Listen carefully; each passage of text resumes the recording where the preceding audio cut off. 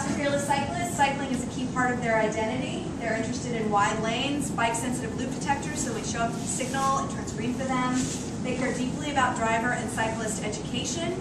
The LAB urban cycling course is probably the one of the most, it's done a lot for cycling in this country, probably one of the most famous sort of pieces of advances in education.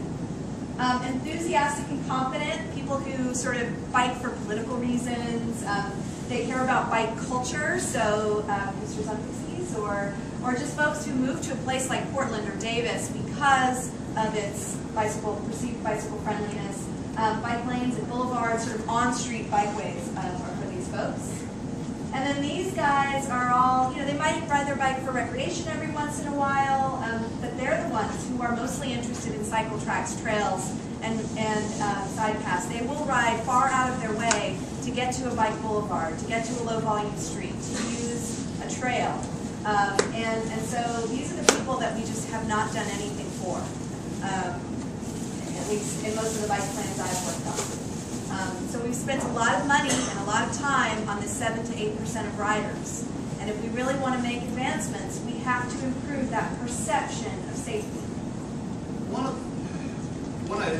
of the big shifts I think in my thinking over the years, I've always felt that we will have won as cyclists when we no longer start to identify ourselves as cyclists.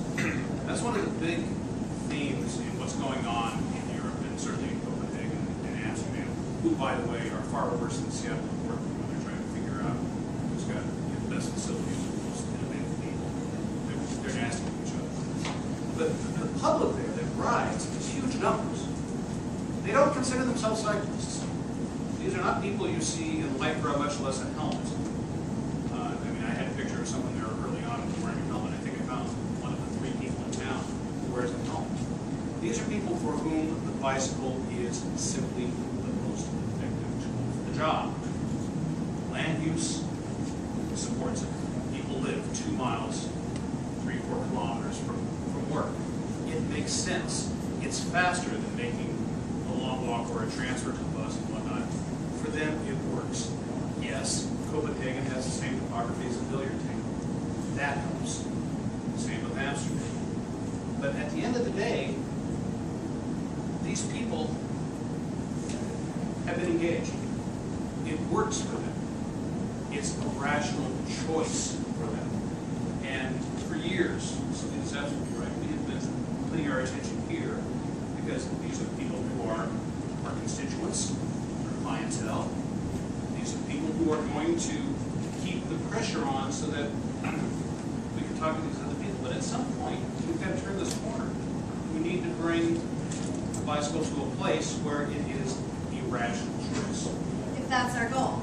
I mean, this assumes that our goal is to get everybody who we possibly can to make that choice whenever it makes sense for them. So that's an underlying assumption, which I guess we did. Is that 30% of existing bike riders, or is that a Population. We had a really interesting conversation this morning with a client. We're talking about this presentation in Copenhagen, and I had made the comment that we've got a pretty diverse community of cyclists. No way, only 3% of people ride here. I said, no, 3% of cyclists commute here. We have a very robust bicycle industry in this area. We have major firms, major shops, small boutique shops, builders like Davidson. These people are in business. Stan Gray flies all over the world on vacation because people want bikes for fun, to be a part of who they are, how they associate themselves in our community. The numbers are there. There are this many people who ride in Seattle. This many commute. Okay? And that's part of the question we have to ask ourselves. What is a bicycle-friendly community? One where everyone commutes by bike? One where people use a bike to do their daily chores and jobs? Or where people can freely practice their hobby with less fear and with more enjoyment, where we have a fitter, happier community? They're not necessarily exclusive exclusionary traits. But we need to ask ourselves, and continue to ask ourselves. It's a big point of re-upping my point when I say the plan, the bike master plan. It's supposed to be updated on a frequent basis. Well, the other thing about this is that the reason why we've been planning for these people is that that's where the funding is for bike facilities. Funders care about bike facilities that have a demonstrable impact on the commute. They want to see facilities that reduce the number of vehicles on the road during the peak hour. And so that's why people are trying to shoehorn bike lanes onto busy arterial streets, because that's where the commuters would like to be, logically. That's where the destinations are. So that's part of the reason. The other part is that these are the folks who show up to the meetings. These are the folks who, this is important enough to them that they come to a meeting on a Wednesday night, who knows where, and sit there for 2 hours and have input. We have to do a better job. So here's Phil's scoreboard. So this is just another way of saying, man, it would be great if we could have a scoreboard that looked like this: 981 10 a.m. cyclists. 981 riders that day past this point.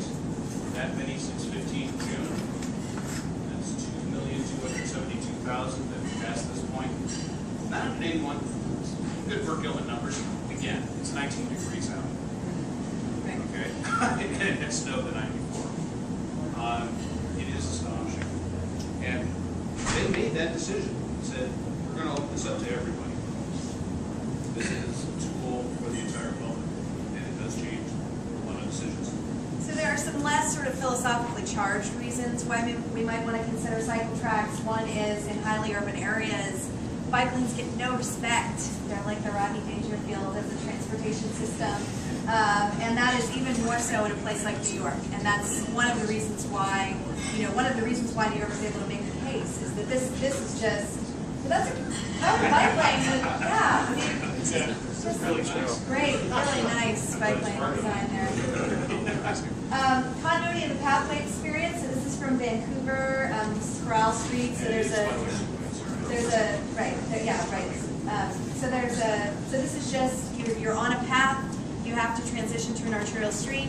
How can you maintain the continuity of that experience? So we talk a lot now about something called experiential riding. You might have heard the term slow bike.